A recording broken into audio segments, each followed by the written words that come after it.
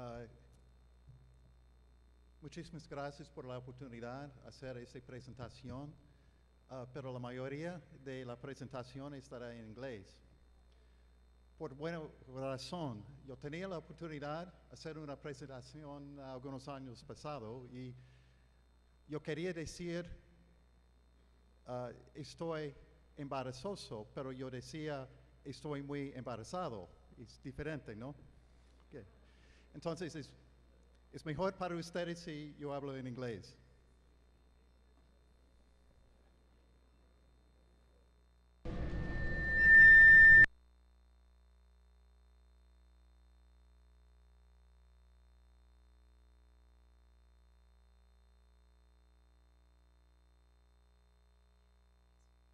Tenga de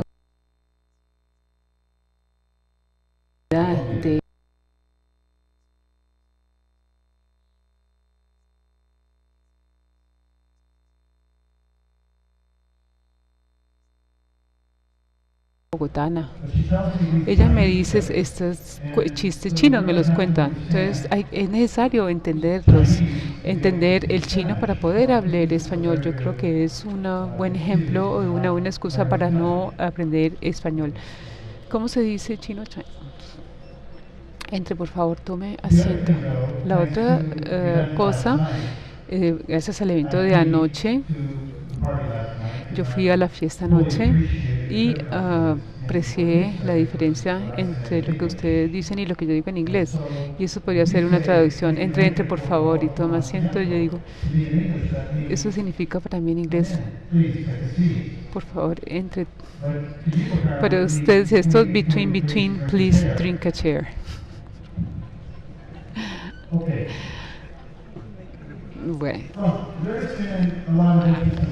ha habido mucho interés en la logística. Mirando la audiencia aquí podemos preguntarnos por qué hay 400 personas que participan en esta conferencia, pero en el mundo real, por fuera, y ustedes, los especialistas aquí en el mundo académico, se ha tomado mucho tiempo para comprender lo que esto significa. Les tomó muchos años para la academia, para tomar un gran interés en la eficiencia de la logística, y solamente hasta hace pocos años empezamos a beneficiarnos de las investigaciones sobre esto, y yo diría que esas informaciones más recientes son las de Limao y Benagles, que se llevaron a cabo en el 2000, que hay un 10% en la reducción del transporte. Y no solo se debe a esta economía, sino también a la eficiencia del transporte. Miramos en los puertos con Clark, Dollard y Mico. En el 2001 determinaron que la ineficiencia del puerto incrementa la distancia en un 60%, independientemente del equipo. Eso tiene ese impacto tan importante. Finalmente, fue para mí un gran placer de hacer esta investigación en el 2004, en donde tuvimos que comparar un puerto global que no es ineficiente, y yo tomaría el puerto de Cartagena, porque hoy en día eso es un puerto que trabaja en estándares globales, y la eficiencia allí es como en otro puerto. Tomamos ese puerto para hacer el análisis en términos sobre cuál es el impacto de la ineficiencia del puerto, comparando las medidas del puerto ineficiente con las del puerto eficientes, y tuvimos unas conclusiones interesantes: que el puerto de Puerto Limón en Costa Rica, que es el puerto ineficiente, que quitaría su ineficiencia si aumentaran, por ejemplo, el crecimiento del GDP, el Producto Doméstico, por un 0.47%. Me gustaría saber que hay otro elemento. Yo pienso que esto es una gran evidencia importante del crecimiento de la producción nacional. La investigación recientemente también se ha incrementado para incluir en la cadena logística, y la investigación más reciente fue dada por Danton, Freud y Pan, quienes trabajaron que cada día adicional para que se requiere para las imposiciones de los envíos es una distancia económica. Esa es e- la equivalencia económica para esto.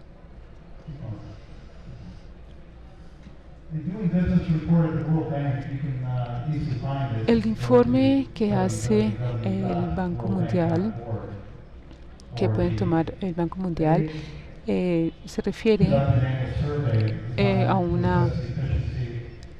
a la eficiencia y las restricciones a ese desarrollo económico en Colombia. Y el caso de Colombia es importante. Se definió sobre una metodología sobre Colombia relacionada también para otros países que estaban en esa encuesta, más de 100 países. Y en Colombia se quieren 34 días para una exportación, y eso quiere decir que cuando el producto está listo para ser enviado en la empresa y cuando llega a través de toda esa cadena logística, eso se requiere 34 días hasta que llega al barco. Esto se explica por las distancias del transporte, y si miramos el business, por ejemplo, de los textiles, se exporta por avión porque los costos de transporte son muy altos. Esto para mí quiere decir que si miramos a áreas para mejorar la competitividad en Colombia, tenemos que mirar la cadena logística y mirar que hay una manera de mejorar la eficiencia de esos movimientos en la cadena.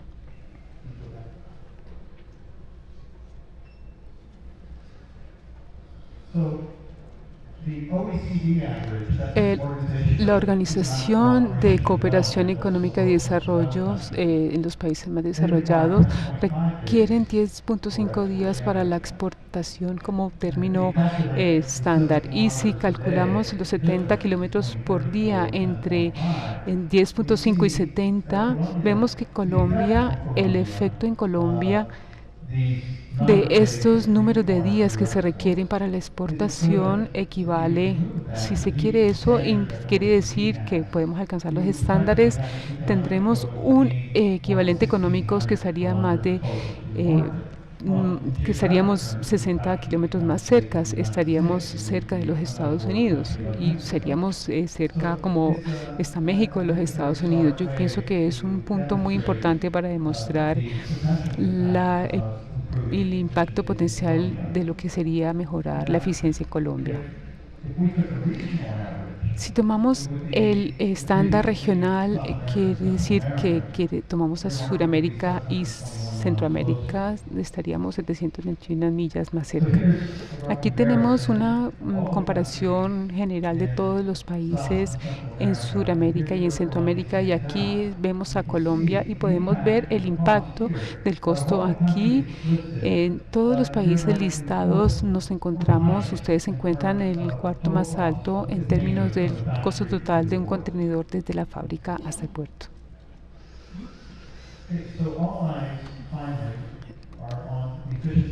Todo esto entonces está relacionado con la eficiencia de esa cadena logística. Es un reto como personas en los negocios de la logística, y es también el reto para el país para que se vuelva competitivo.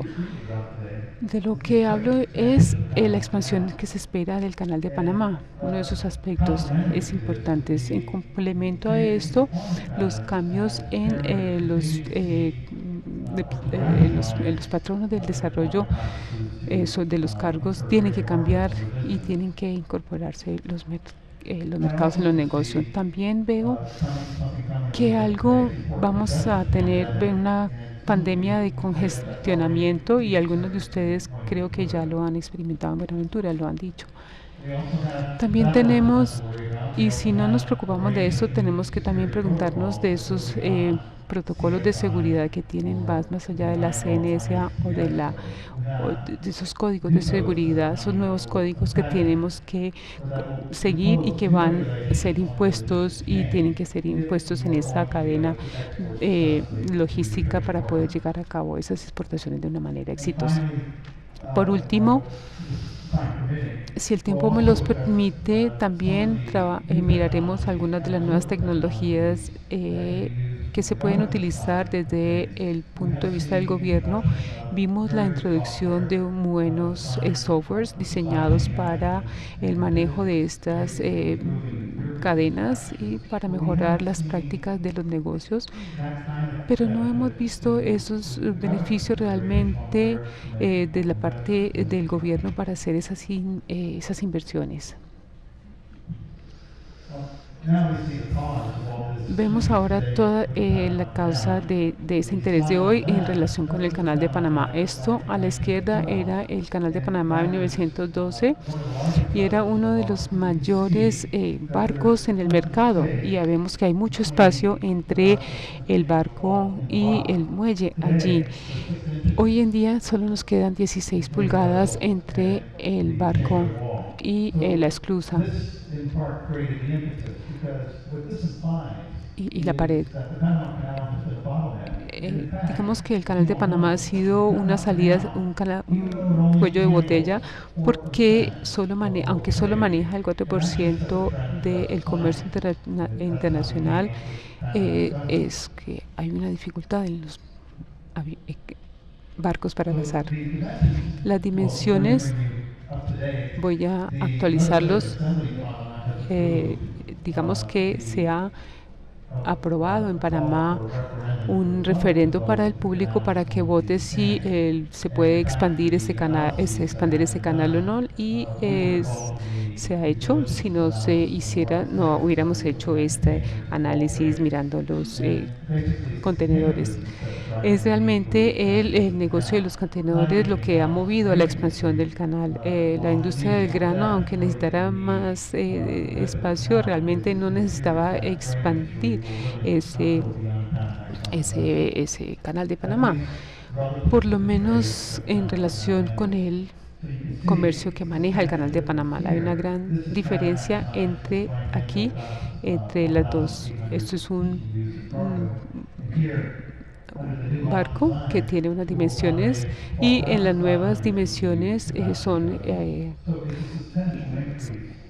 son barcos que tienen una mayor capacidad de transporte de TEUs.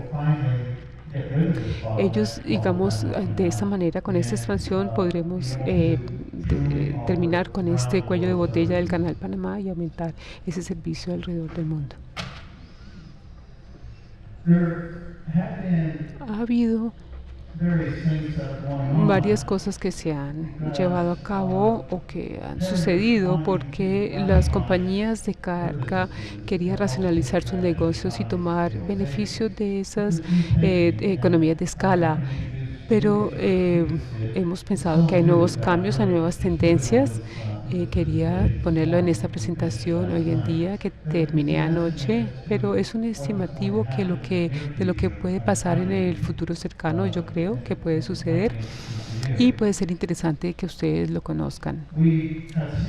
Hemos visto la creación de puertos de transborde puro más a lo largo del Ecuador, y estos son puertos que generalmente están dedicados a ese comercio de transbordo. Maxillo, Panamá, el terminal Evergreen en Panamá, el terminal en Freeport en las Bahamas, son representantes de esos puertos de transbordo puro. También, con base en nuestro análisis, pensamos que hay un incremento en las llegadas directas, y les mostraré por qué esto pienso que puede suceder. Si miramos el incremento en el trasvase, esa tasa de crecimiento se está bajando, se está estabilizando. El 80% de los contenedores en el mundo son trasvasados, son transbordados. Eso tiene un incremento en los costos porque requiere un manejo de este tipo de los contenedores. Aquí podemos ver lo que está sucediendo con el desarrollo de ese trasvase, de los puertos de trasvase puro. Por ejemplo, Marruecos está desarrollando un puerto en Algeria para competir con Algeciras en España. Esto continúa desarrollándose con estas actividades de transbordo y vemos que es un transbordo puro, pero este patrón es el patrón que se va a establecer para un racionamiento de transbordo en el cual se encuentra envuelto Buenaventura, puesto que hace mucha parte de su dinámica está relacionada con este tipo. Hay unas, de todas maneras, Buenaventura lo hace porque también hay una saturación en el puerto de Balboa en el canal de Panamá. Estos puertos están localizados en el norte y en las transacciones de norte-sur y de este a oeste. Es como una cruz, los barcos de arriba abajo, de este a oeste y digamos son relaciones comerciales de norte a sur o de este a oeste o viceversa. Y son puntos ubicados para hacer ese tipo de transacciones. Esos puertos también tienen que tener acceso fuerte, hondo. Si se quiere convertir en un puerto de estos, hay una gran expansión que se requiere en las bahías. Por ejemplo, también requieren un movimiento rápido, tiempos rápidos de movimiento.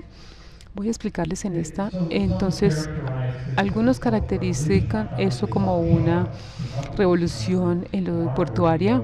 En Macalister, en un artículo que él escribió en el 2000. El interés, por ejemplo, en el canal de Panamá, él presentó como un racional económico para tender hacia tener esa tendencia. Para él, esta revolución de los barcos panameños, tenemos que tener en cuenta que hay un cambio en esa capacidad de los barcos. Están acomodando barcos de 8.000 TEUs. Casco también desarrolló 8 de 9.500 TEUs, barcos de esa capacidad. Se supone que para el 2005 tendríamos barcos de 10.000 TEUs. Marcas entonces desarrolló SMA Mars en julio del 2006 y está con una capacidad de 11.000 a 15.000 TEUs. Ellos admitieron que esa capacidad se puede llevar a cabo, aunque algunos piensan que el futuro es de 15.000 TEUs. Pero ese tipo de barcos no pueden pasar por el canal de Panamá. Cuando ellos hicieron su planeación, tenían que haber pensado 100 años adelante y hace 100 años pensaron en construirlo y no lo han expandido desde entonces. Digamos, para este tipo de barcos el canal está obsoleto. Si aceptamos este tamaño de los barcos como la nueva revolución, la cuarta revolución, entonces estamos en esa revolución. Básicamente, estos son los patrones de servicio que vemos que han emergido, que están nuevos con el servicio de feeding. Ese es el patrón general que se ve hoy en día en los puertos.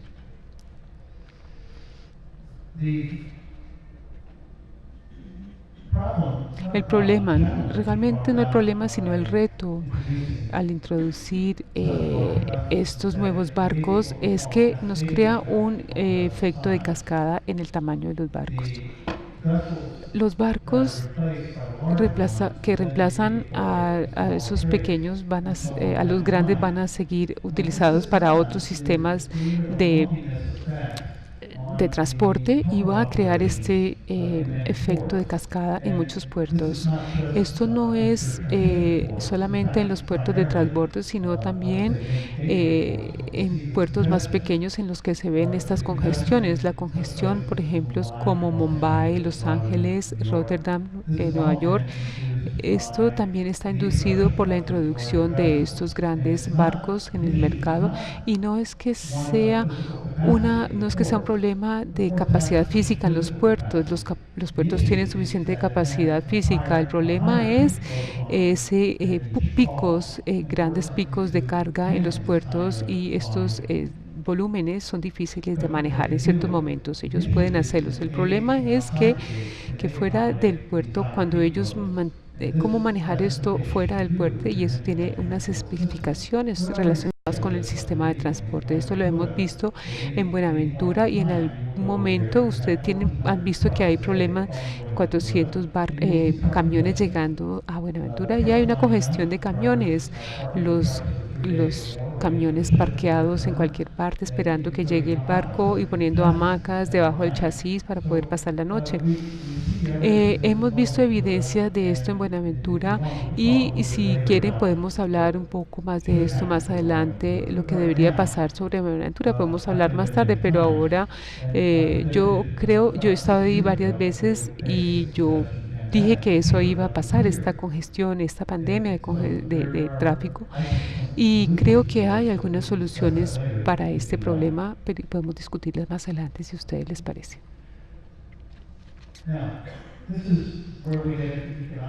Esto, ahora vamos a pasar a la parte de economía. Tengo que admitir que yo soy economista y que muchas personas no nos quieren porque nuestras proyecciones no tienen muchos fundamentos, y el otro día estaba haciendo chistes diciendo que nosotros nos basamos en los astrólogos y no en nosotros, porque los astrólogos son a veces más acertados que nosotros. Nosotros hacemos esas proyecciones y hacemos evidentemente estos análisis financieros, económicos.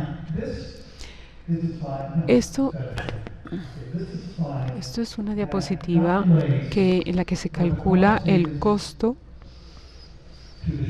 del barco y el puerto, lo que va a pagar la compañía del barco, los costos que tiene que incurrir en términos de costos con base en estos patrones de desarrollo que hemos visto.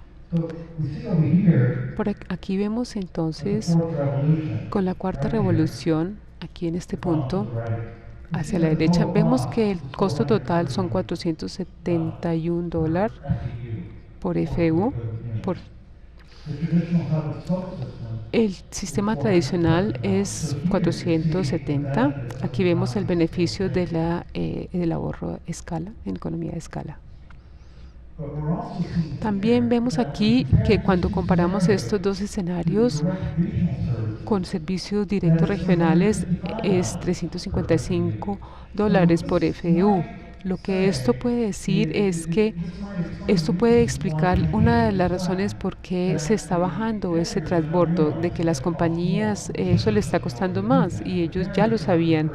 Ellos saben que tiene estos costos más altos y parece que haya un retorno a esos servicios directos, y esto lo vemos en los Estados Unidos, en donde vemos muchas de estas cosas.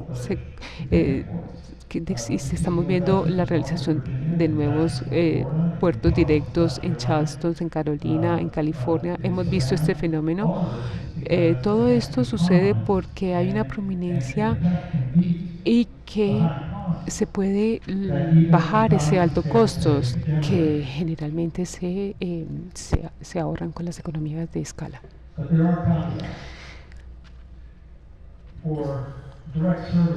Para los servicios directos, para las llamadas directas, para que sean beneficiosos, tienen que tener más de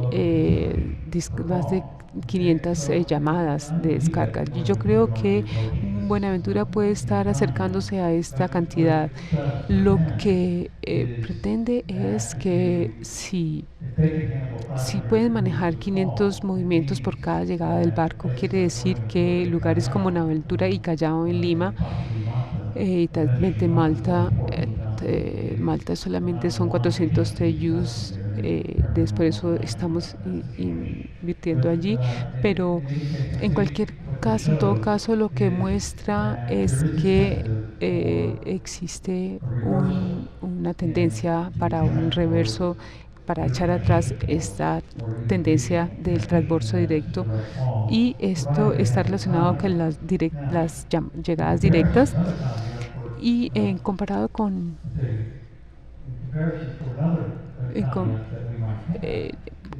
otra tendencia que podemos tener es que llamada directa puede ser, para que sea competitivo, tiene que tener estos 500 movimientos, y eso es una tasa apropiada económicamente para los barcos, porque eso significa un tiempo más rápido de movimiento. Los otros barcos anteriores, los más antiguos, requieren mucha gran cantidad de cadenas, 11 cadenas para alcanzar esta productividad, y es un reto muy grande. 11 grúas. Como dije anteriormente, este efecto de cadena tiene un impacto importante para las llamadas directas, y estas ofrecen un interés nuevo para Buenaventura. Dado esta congestión de los puertos, tenemos esa nueva oportunidad, y puede aumentarse esa eficiencia fuera del puerto también. Es por esto que vamos a mirar una visión más holística de esta red, para mirar cómo se puede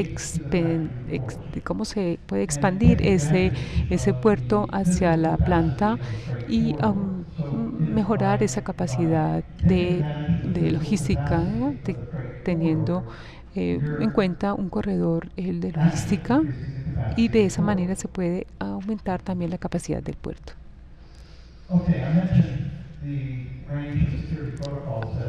Antes les hablé de estos protocolos de seguridad que se están imponiendo ahora y que ya los tenemos. Se tienen que hacer, digamos, reconocer todas estas seguridades. Hay una discusión en Cartagena sobre si se puede convertir en un puerto certificado por SCI. Eso sería un puerto con unas nuevas regulaciones. Algo más que usted tiene que tener en cuenta en la industria de la logística, y de lo cual pueden haber sufrido, es el CTPAT. Son las seguridades contra el terrorismo. Es algo que hoy Estados Unidos ha impuesto en los importadores, y que ellos tienen que tener la responsabilidad de garantizar una cadena segura de logística desde el país de donde se está importando. Los importadores a los Estados Unidos, si ellos quieren tener un comercio eficiente con Colombia, tienen que tener que imponer unas líneas, unas pautas sobre la seguridad en los Estados Unidos. Y una vez que usted tiene ese programa de seguridad aprobado como exportador, entonces sí hay la probabilidad de esa inspección física de sus contenedores en los Estados Unidos se reduce en un 60% si usted tiene esa norma SCI, el CTPAT. Parte digamos, del comercio de Colombia se hace mucho con Estados Unidos, y esto sería importante.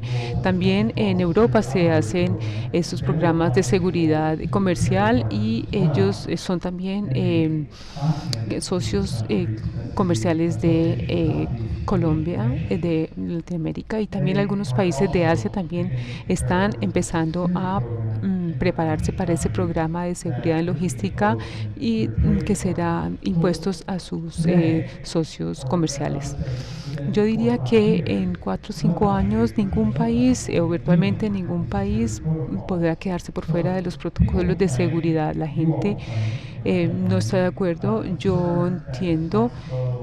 Puede que esto disminuya su cadena logística, pero yo pienso que, por otro lado, esto se hace de tal manera que mejora la eficiencia de la cadena logística.